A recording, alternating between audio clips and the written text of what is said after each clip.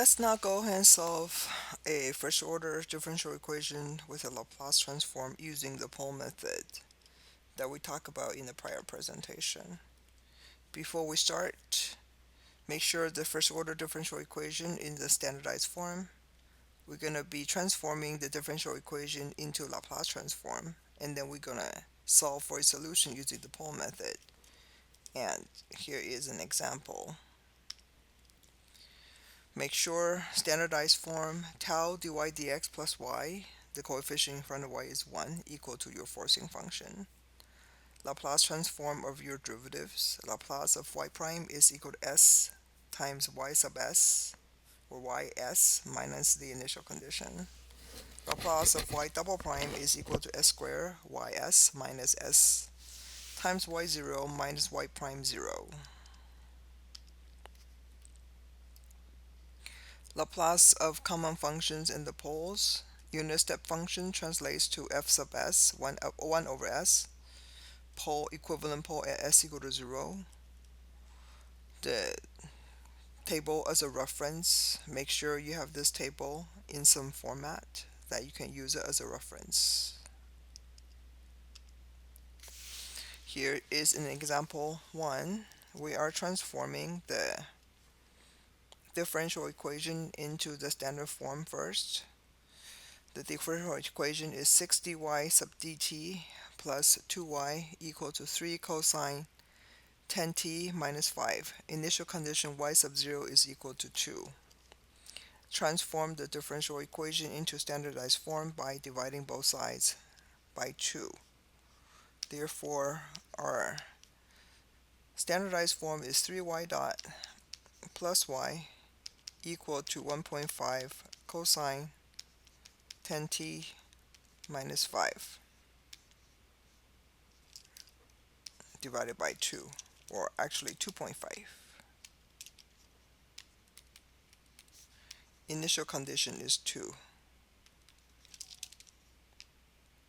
Go back to the table in the prior slide.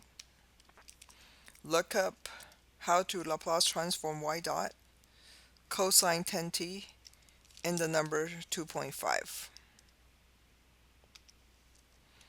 The table on the left, cosine b sub t transforms into s over s squared plus b squared, so we're going to be using that transformation in the s domain. Transformation of a constant is equal to the constant divided by s.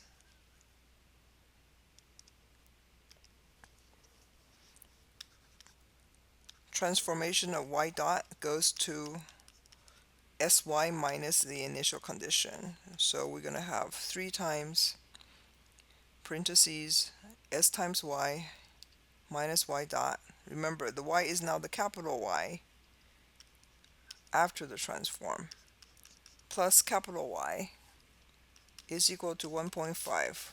Transform of cosine 10t is equal to s over s squared plus 10 squared, minus transform of 2.5 is 2.5 over s. Pull the terms together, move the irrelevant term to the right hand side, substitute the number of y sub not equal to 2 into the equation.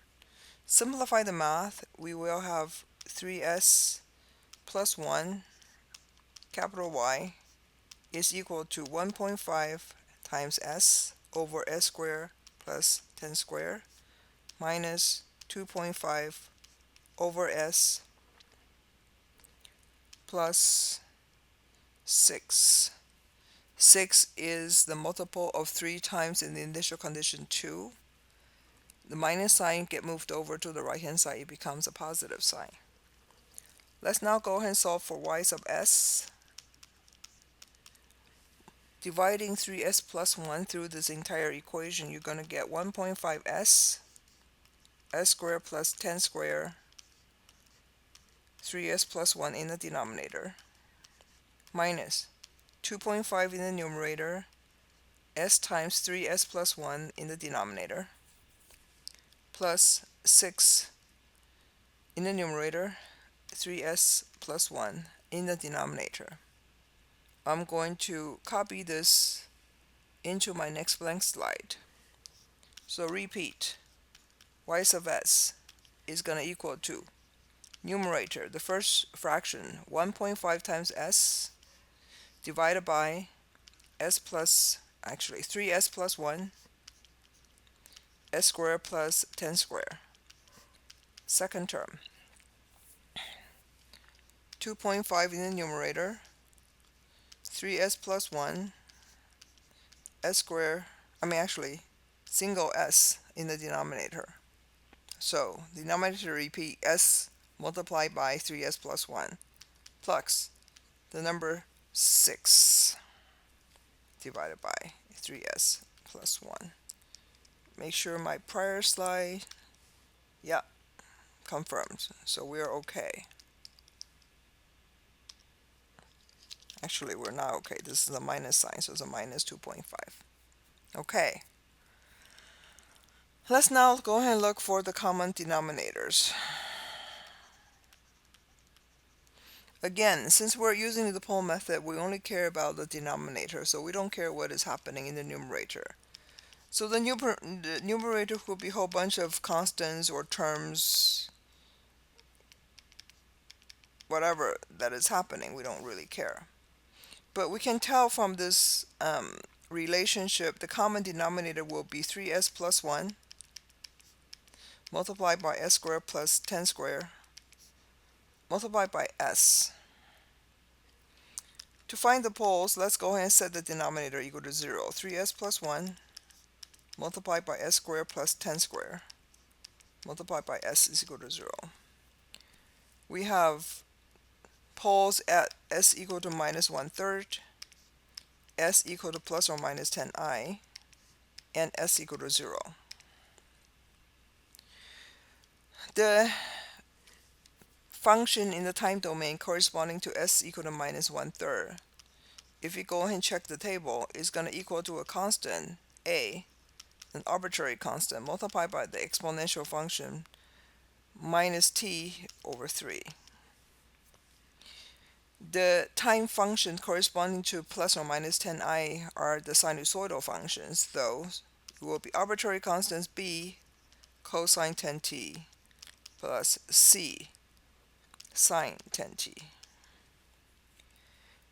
The time function corresponds to s equal to 0 is a constant, which is going to call it d.